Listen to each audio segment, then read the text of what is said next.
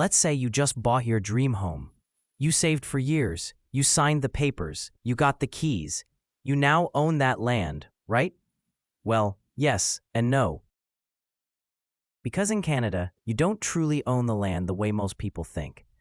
You probably own it under something called fee simple title, and today we're going to break that down in simple terms. So what is fee simple? It's the most common form of land ownership in Canada. It gives you the right to use, sell, lease, or pass the land on to your kids.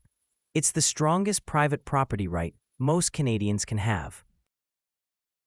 But here's the catch. Fee simple still exists under the authority of the Crown. That means the federal or provincial government ultimately holds underlying ownership, and your rights can be limited by laws, zoning, or higher claims. Let's unpack that. Imagine land in Canada as a layered cake. The top layer is you, the fee simple holder. You live on it. You build a house. You plant a garden. But the bottom layer? That's the Crown, the government, holding the original title.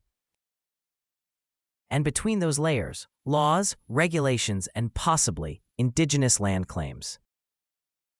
Here's where it gets real. Most Canadians don't know that much of the land in Canada is unceded, never officially given up by Indigenous peoples. And if a First Nation proves Aboriginal title in court, like the Cowichan tribes recently did, that title can override fee simple. In other words, your ownership can be challenged even if you hold a deed. That's not meant to scare you. But it's important to understand what fee simple doesn't guarantee. Let's look at what fee simple does allow. You can sell the property. You can rent it out. You can build or renovate within municipal rules. You can pass it on through a will. But here's what it doesn't allow. You can't do anything illegal on it. You can't ignore zoning or environmental laws. You can't claim full sovereignty over it because the Crown still retains ultimate authority. So why does this matter now? Because court decisions like the Tsil-Coitin and Cowichan rulings are redefining land ownership in Canada. As more Indigenous communities seek recognition of Aboriginal title, we're entering a new era of land negotiations, where fee simple might no longer be the final word. And if you're a homeowner, developer, or just a curious voter, understanding this shift is essential.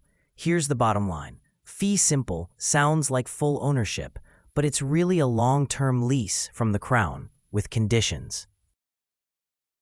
It gives you lots of rights, but not all the power, and in a country built on both colonial law and Indigenous rights, that distinction matters more than ever. If this made you rethink land ownership in Canada, hit like, share it, and subscribe. Because to understand Canadian politics, you have to understand who really owns the land and what your rights actually mean.